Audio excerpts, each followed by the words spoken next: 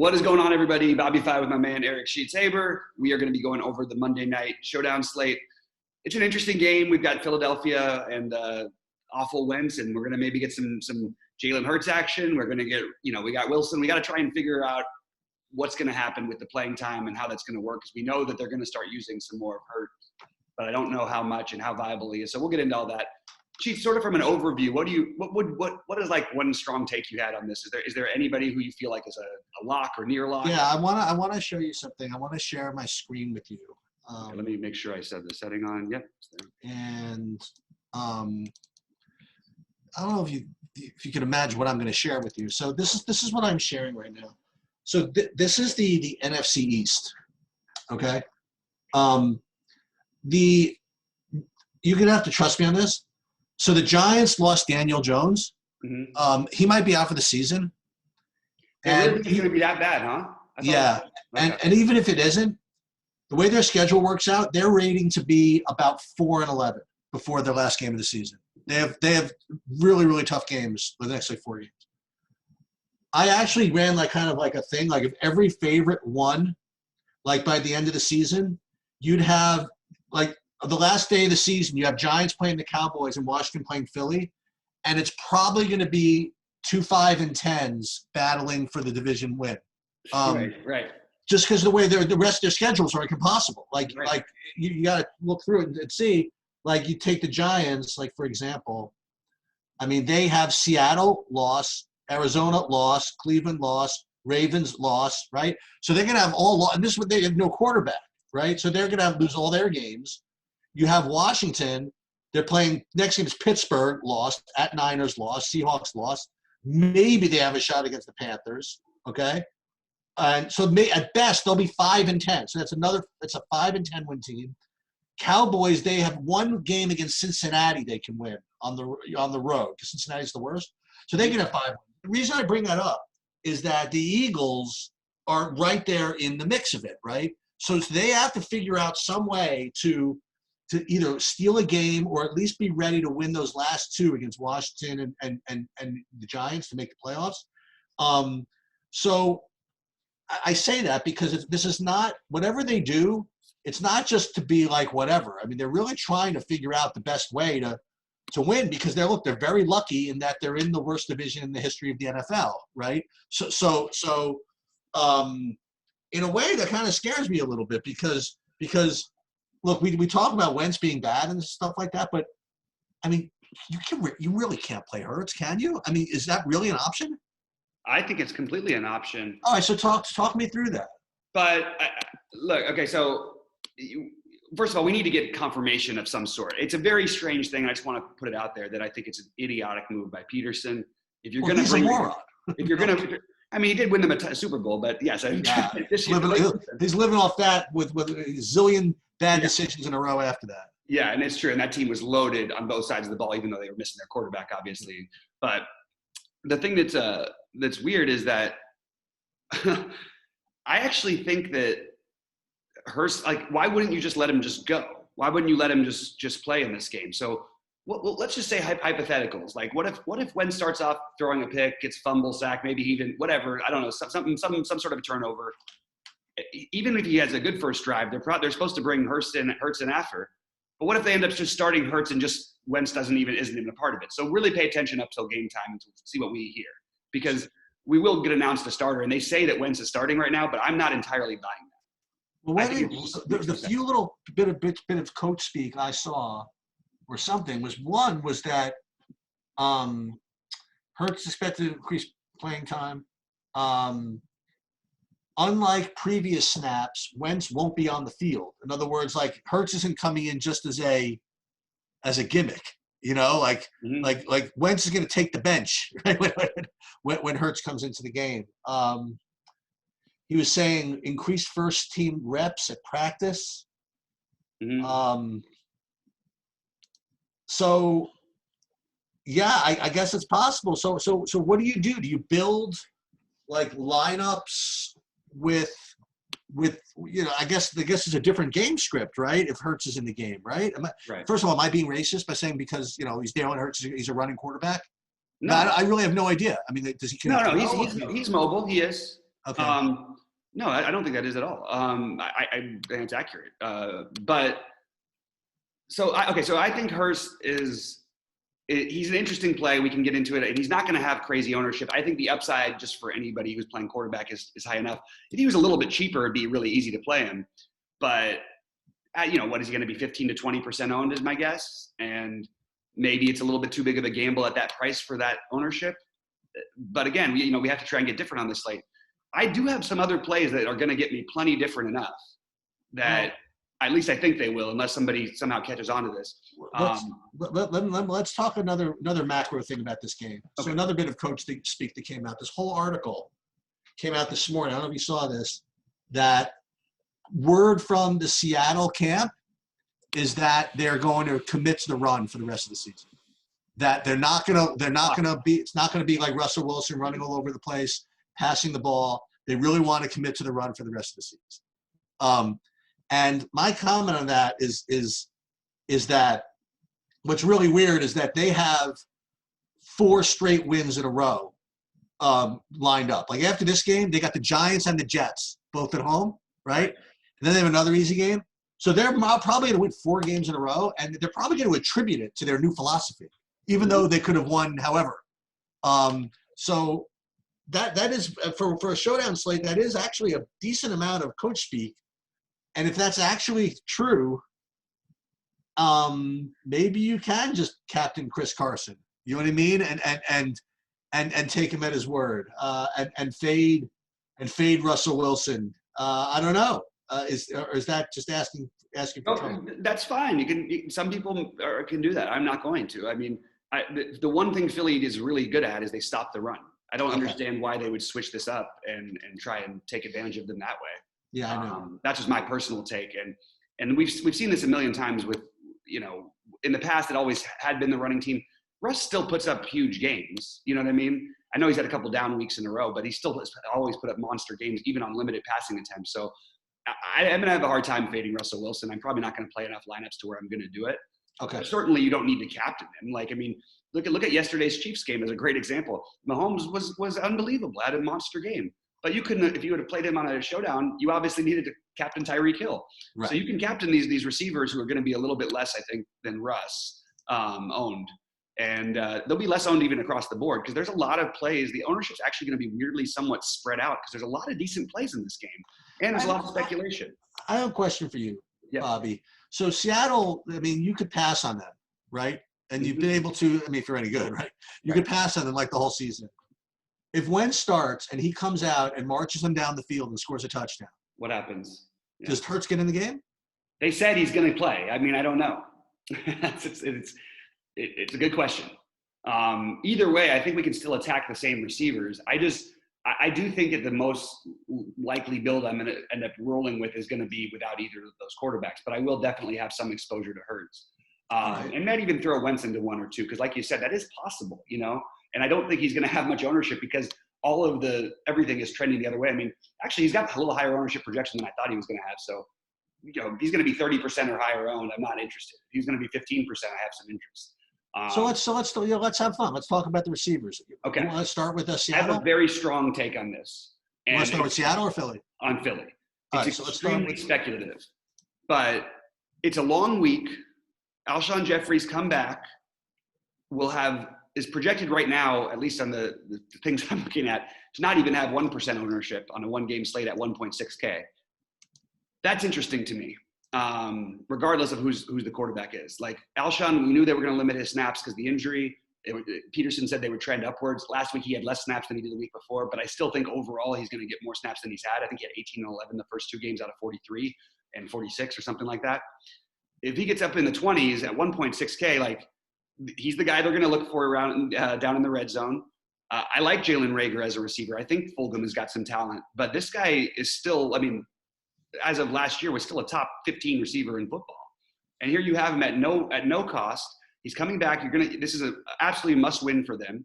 Don't you think they're going to want to put their best foot forward and have their most experienced player on the field? It's not like he's dusty or broken. He just was injured. He's coming back from an injury, and they're bringing him along slowly because he matters to them. But this is when you can win the season.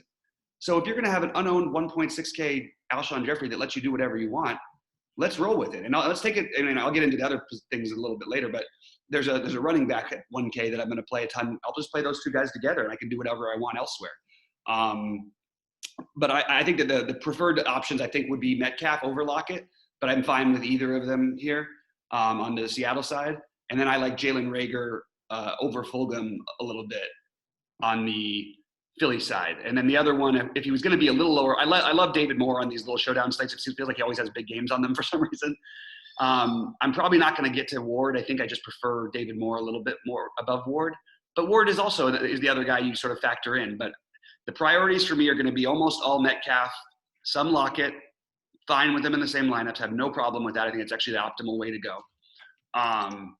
And then you mix in some of the other guys, but I would put Reagor number 1, David Moore number 2 in terms of my favorites outside of the Alshon Jeffrey wild play. Okay, so let me go through this. So I guess with Seattle first, the way I was reading the injury reports, I think that Moore is leaning towards doubtful. If that happened, then we have Freddie Swain conversations. Yeah. So for me, I was looking at the two of those as being kind of, I don't want to say interchangeable, but those are the two guys that are the third, you know what I mean? The third wide receiver. So if in fact, Moore is out, then Swain becomes a good play. And if in fact Moore is in, I don't think I would play Swain, for example. And yes, I would definitely like Moore. With respect to the Seattle receivers, yes, I think that, I think they priced them correctly. I mean, I think Metcalf should be priced higher than Lockett. I think they'll probably be equally owned, probably. And I have no problem with either of them or both. I really can't really preference them. My current run, when I built my lineups, had basically 50% Alshon Jeffrey. Okay. So I was very happy to hear you say that. Here's what's really weird, like Philly is 3-7-1, but like when you list their players, like you're like, yeah, I mean, look, it's not like it's Swan and Stallworth or anything, but hell, they have which Fulgham is pretty good, Reagor's pretty good. They still have Goddard and Jeffrey, also Miles Sanders. You know what I mean? Like they have players. Yeah. How they lose every game? I mean, it's like ridiculous. Yeah. So I like Jeffrey. I like all the receivers, honestly. I just don't know which one I'm going to do. Jeffrey at 1,600 is kind of hard to pass up. But, I like Goddard. I was hoping you'd be a little more enthusiastic about Reagor. But I think they're all fine. I mean, I like all these receivers. No, but I do like Reagor. I do like Reagor. I just think the way I'm building, if I'm going to play Wilson, Metcalf, and Lockett together mostly, if I want to pick one guy, we were just talking about wide receiver, so I didn't mention his name. But if I had to pick one guy outside of Jeffrey who I'm going to try to prioritize, it's going to be Goddard. Okay. Just because I think he's their best actual receiver who's got the most experience, must-win game, and all that stuff. Whether they play Hurst or not, a bad quarterback's best friend is always the tight end. So I always love playing the tight end. So I really like that going that route, and it just doesn't leave me as much of Reagor as I would have initially wanted. Are you going to be able to play? Like you mentioned this when you're first going over the slate, is your main builds were have the receivers but not the quarterbacks. Can you get away with that? I mean, I'm playing. Oh yeah, you don't need to. I mean, I don't know who's. First of all, I don't know who's going to be the one racking up the quarterback stuff. And again, closer to lock. If I get a better feel for that, I'll definitely go that route. But yeah, you totally can. I mean, we've seen this a million times. You watch these guys. Alex Smith will have 3 guys on his team with 20 plus fantasy points as receivers. But meanwhile, he gets 14 fantasy points because he's the quarterback and they're not throwing any touchdowns. These are all guys who are catching a million passes because they're throwing it so much. And that's the way that Philly's been forced to play, and that you think logically they play that way again. The only other thing I want to say is I think you could play these guys together too. But Richard Rodgers is absolutely in play here. Like he's been getting the work that Goddard used to get as the secondary tight end that they use. They like to play 2 tight end sets. So Rodgers on the other side, he's the other cheap value. And there's a lot of this pretty decent potential value. Alshon, again, is speculative, but Richard Rodgers at low ownership at 1.8K, this guy's put up double-digit fantasy points, I think, in 4 games in a row, So maybe we don't get too creative there. And you're going to have Jacob Hollister, who's going to be really popular at 1.4 because he's there. People will look at him as more the tight end. I would take Richard Rodgers 10 times out of 10 over Jacob Hollister here. Yeah, I mean, I agree with that. I like Richard Rodgers today. Yeah, I think he's the other one you mix in. But we're going to have to get into the other spots here because I think Boston Scott is almost a must play. Wow. Okay. And I don't care what anybody. So of all the guys who are the one. Oh my God, he's only 1,500. He's 1K. That's he was the captain. Oh, that's captain. Oh my God. So I mean, that's ridiculous. He's 1K, and I'm just going to read his last 4 fantasy games. 14.4, 9.9, and 18.2. Every one of these would be absolutely more than fine, like more than great. If you get the 14 or 19 or 18, you need to have him. You can't win without him, probably. So I love Boston Scott here. That's my other one. I'll be playing Scott with one of Rogers, Jeffrey, one of those type of guys, along with Goddard. And that's sort of the guys I'm going to be using from Philly. I mean, this is honestly, how owned is Boston Scott going to be at 1,000? He's projected to be right around like a little less than 20 right now. Yeah, that's fine. That's fine for me. I mean, I'll play that. Yep, I'm with you on that because there are these other options that are like, I mean, Swain is going to get some traction if we get David Moore out. That happened, we know that. It would also make Hollister a better play, even though, again, I still prefer Richard Rodgers, but it still would make Hollister a better play. You've got other guys who are going to get a little bit of run. Like, I mean, I'm not interested in all these really junky guys, the Caleb Wilsons and Corey Clement and all that stuff. But I do think that you're just getting such good potential value on the Boston Scott, Freddie Swain, Alshon Jeffrey, Richard Rodgers, even Hollister if you want to go that route and you don't want to play Rodgers. All of these guys make a lot of sense. So the ownership can't be too crazy, I don't think, on any of them. And I actually think of all those guys, Hollister is going to be the most popular. And I'm very fine just fading him and playing the other guys instead. I mean, not to say that you have to do this, okay, but if you put Boston Scott in the captain, I mean, you play. I mean, I would say almost literally whatever you wanted. You literally could. I think that might be a reach, though, just because I think you're going to get a lot of fantasy points from. You're going to see at least a couple guys, I think, tonight in the 30 range. Whether it's Wilson and Metcalf, Wilson and Lockett, I think that you're going to see guys in the maybe high 20s is what it is. But it's so hard for Boston Scott to get above like 15 probably. It is? It is because he's I mean, they use him, but Miles Sanders is still their running back. But, I mean, look, Sheets, we've seen it all year, though. Yep. How many times have running backs gone down early in games and other guys just cleaned up? And not only that, he's going to get work anyway. He's already going to be on the field for, 30% of the snaps or 25% of the snaps. Yeah, maybe that's probably about right, actually.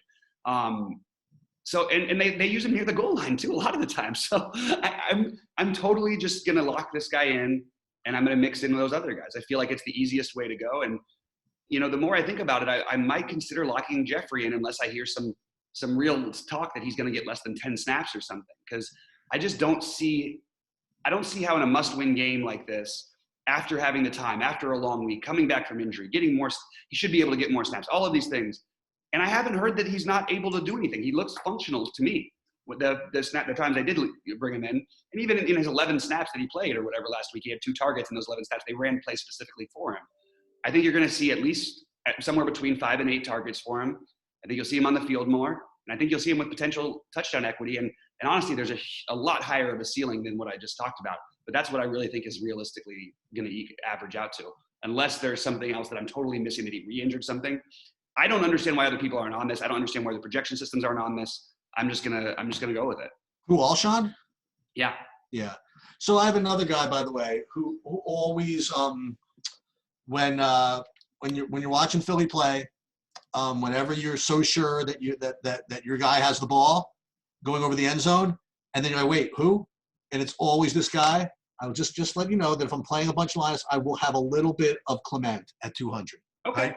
He always seems to have the ball when I don't want him to have the ball. It's like really annoying. I'm like, all right, you got a little run going here. Who? I mean, and maybe it's an illusion. Maybe he's just not even. Maybe this is this one game. I'm just thinking. No, it's not an illusion. I know what you mean. They've actually brought him in on goal line situations at different times during the season. We've also had Miles Sanders, who he wasn't fully injured a lot, but he's been banged up a few times. As was Corey Clement. So I actually think I can get behind that one. I mean, he might So here's a question I have for you before we get into the auxiliary type positions. Mm-hmm. Is would you play any lineups with Sanders and Scott together? Yes. Oh, absolutely. I have no problem with that. Okay. Yeah. And we didn't talk about the other stuff, but go. Yeah, I guess we will. But like, we're going to get to the other stuff. Yeah. And the other thing, it is actually a little annoying that not annoying, but intellectually annoying that they didn't make Jalen Hurts like 2,800 or something. Because if they did, then you could talk about like playing two quarterbacks together from the same team. Right. It's just too much money to do it for like now. But so you want to talk about the other thing? You want to talk about the defenses and the kickers and stuff? Yeah, let's talk about the defenses and the kickers. And I think it's interesting because like we've seen too many showdown slates won by having at least one defense, sometimes both defenses. It's happened a number of times this year, and people just still stop playing them. And here you have a situation, especially when it comes to Carson Wentz and or Hurts, whoever ends up playing quarterback, you're going to see some turnovers, or you could see some turnovers, I should say. Obviously Seattle has a pretty bad defense, but I mean, it doesn't take that much to make Carson Wentz look bad. So I would lean that route if I was going to play one of the defenses. I still don't know how much I'm going to fit them in, but I do think they have maybe a little bit of a higher ceiling than because of a guy like Wentz, and I just don't trust him. So I would play the Seahawks over the Eagles personally. How about you? I don't even think that's close. I mean, I think that between Wilson plus whatever you want to hear about their wanting to run the ball too, I don't think there's going to be a lot of look. As defenses are very fluky, and you never know when the ball can tip the wrong direction and someone can get a pick six. But I don't know if there's going to be those types of opportunities for Philly to win the slate. You know what I mean? Right. And I just think there's too many other fantasy points to have a defense win without scoring like a pick six. You know what I mean? Right. So, I mean, I think last night, I don't know if it really got there at the end because of all the Chicago garbage time touchdowns, but I think the Green Bay defense was like winning the showdown slate for like a long time. It still might have been up there, right? It might have. I didn't see the end of it. They gave up points, but they also scored touchdowns. I know.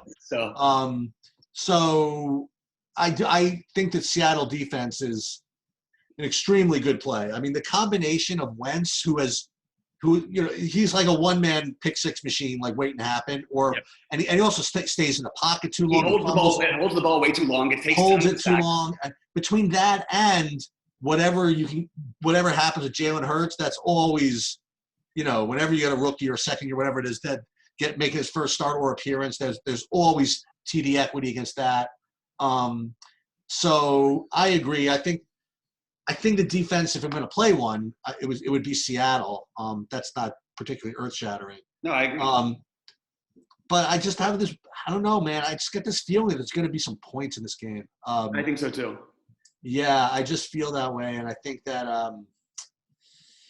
I don't know if the defense is going to get enough. I'm going to play some of it though. I'm going to play some of it. Are you going to play any kickers or anything? So I mean, the obvious choice would be Myers if you were going to play one, just because I mean, Seattle obviously should projected to score more points. I think they're very likely to score more points here. One little bit of an odd thing about Myers this year, for some reason he's had really big games on the road. Listen to his road games versus home, and I don't know if that's just because maybe they were a little more in control of some of the home games. It could be just totally fluky, but he's had 9, 12, 12, 12. Those are his fantasy points on the road this season. Now, if you're averaging out 10.5 fantasy points at 4,200, you should certainly be in play, right? Yeah. But like you said, there's going to be a lot of points. So are you capping your ceiling a little bit? So I'm sort of flirting with the Jason Myers thing right now. Would I rather just, because I'm going to have money left on the table no matter what. Would I rather move up and, try and play one of the other receivers instead? Probably. But at the same time, if you think about the expected outcome and the ownership, those guys are going to be 35, 40% owned, the Ragers and whatnot, the Fulghams, who are a little more expensive, obviously. But Myers actually should have a similar projection to those guys. So it's an interesting way to think about it. You know what I mean? You mentioned Hollister just kind of in passing. Did you look at Whistler or Disley? So Disley it's fine. He's a little more expensive than Hollister, and that's where you get into so if I'm going to play Will Disley, why am I not going to? That's where I think Jason Myers is probably a better play, because if you can play Disley, you're thrilled if you get 10 fantasy points. Myers should get close to 10 fantasy points every game. And on the road, so for me, I'm just looking at game log watching. I'm looking at Disley. All I'm looking at is fantasy points, right? 2, 2, 3, 2, 6, 9, 3, 2, 1, 2. Forgive me, but I'm going to be taking Boston Scott. You know what I mean? Like, Yes. I'm not particularly interested in this. So I just wonder if I'm thinking that, then everybody's thinking that, and Boston Scott's going to be enormous chalk. I don't know. Yeah. I don't know. I do think Boston Scott will get some love for sure, but I don't think he's going to be like 50%. I really don't. There's just enough room, and you can do enough other things. And on that Philly side of the ball, there's like 7 legitimate options you could use.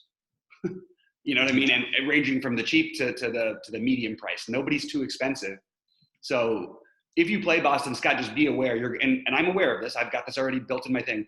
You're going to be dealing with a lot of Wilson, Metcalf, Lockett lineups. It's just there's no way around that. If you play Boston Scott, you're saying? Yes. Yeah, because otherwise you're leaving like 10,000 on the table. You'd be leaving like a fortune on the table. And then So I was trying to compare something else. This is one of the decisions, like a 1v1 that I'm having right now, is like, I could afford Jalen Hurts, but I've got in a lineup where I've got Goddard. I could swap them out for each other because they're 800 difference and I've got plenty to save. But I think that I like Goddard as a better, and at this moment, certainly a safer play. The more I talked about the Myers thing, though, I'm going to start to probably get a little bit of Myers exposure in here. I think that's even though there's going to be points scored in this game, he could easily get 12, 15 fantasy points. And if we're going to even think about defenses, I think we should probably play Jason Myers over those guys. Yeah, see, my one problem here, among others, is that I haven't really come up with like a take. You know what I mean? Like, I haven't come up with like a high-owned, high-priced guy that I want 0 of, right? So I'm just wondering where my Alshon is a take. That's true. That is true. That's a big-time take, in my opinion. I mean, at least unless the rest of the world catches up with us. And the reason why maybe you don't have a giant guy to fade or something is that none of the receivers are expected to be – like, you don't have any receiver except for Metcalf right now, and Lockett will both be right around 50%. Usually on these slates, you'll have, 4 guys like that. Everybody else, you've got a lot of 30, 28 to 15, 10% kind of guys. And of course, it's going to change throughout the day, especially once we hear about David Moore. But it's sort of, there's a lot of options for a 1-game slate.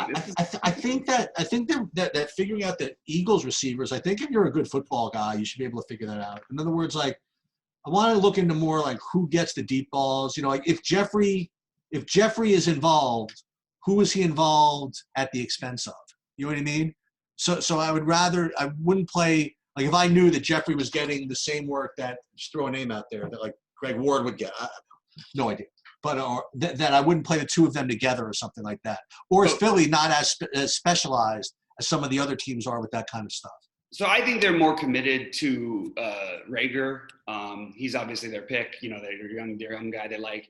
And Fulgham has been so good. So I think that it would be at the expense somewhat of Ward. Okay. But I also think that the other guys, it'll definitely hurt a little bit, the other guys, if he does get more run out there. Right. But I mean, you can see like, Travis Fulgham after the 2 games that he's come back, and it's not all because Jeffrey was on the field. He wasn't on the field all the whole time, but Travis Fulgham has only got 1 reception in each of the last 2 games. And that's, those are the 2 games that Alshon's been there. So you can say it hurts him as well. I think the one that would hurt the least would be Rager. I think he's the guy who they really like. He's certainly the one I like the most. Right.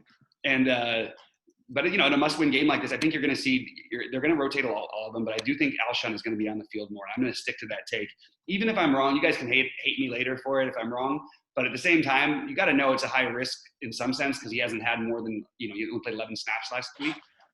But if there was a guy you can get different from the field and you play him alongside Boston Scott, leave money on the table.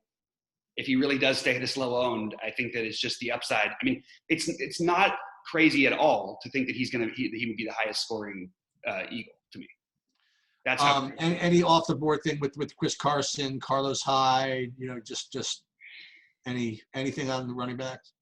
So you're going to have a lot of ownership on Carson and Sanders. So I guess that would be my take, is maybe to skip a little bit of the running game. Okay. I think Carson is going to be even more popular. Like, I think Carson and Metcalf will be similar. And I think Miles Sanders and Lockett will be similar. You could argue that Carlos Hyde might be kind of a sneaky little play because he's so expensive. Right. But I don't think I'm going to do it. I just think maybe fading most of the running game outside of Boston Scott is a good way to go. And by the way, I kind of like your Clement thing. You could even, you could actually play Boston Scott and Clement. I mean, because Clement could get a touchdown, Boston Scott could break a play. There's a lot of things that could happen. The Seattle defense is absolutely garbage. Right. I don't know if I'll end up getting to the Clement because I don't really need it, but it does, let's put it this way, on a different slate, on a different, showdown slate, I would have definitely been considering him at 200. Okay. All right. I think we have some ideas. I mean, I like what we're doing here a little bit. I think that Myers as a kicker, and then playing, the three obvious guys from there, and then you play, or some Myers, I'm saying, but you get Alshon and Boston Scott in, and that's what I'm going to roll with. All right. I think we're onto something. I'm probably going to be into that Boston Scott thing, and definitely going to get some Alshon, and and I'll be leaving some money on the table for sure. Yeah, definitely. I think that you can, there's going to be more differentiating lineups on tonight than most showdowns. That's one of the things. Okay. So you may look. I still think it's a good idea to leave some money on the table. And you really there's no reason not to, exactly. But you maybe can be a little bit closer to the line than you usually are, because there's going to be a lot of spread out. There's a lot more guys in play than there usually are on these things. Let's put it that way. All right, guys. Sheets, anything else before we leave? No, we're good. All right, guys. Thanks so much for tuning in. Good luck to everyone out there tonight. We'll see you at the top of the leaderboards.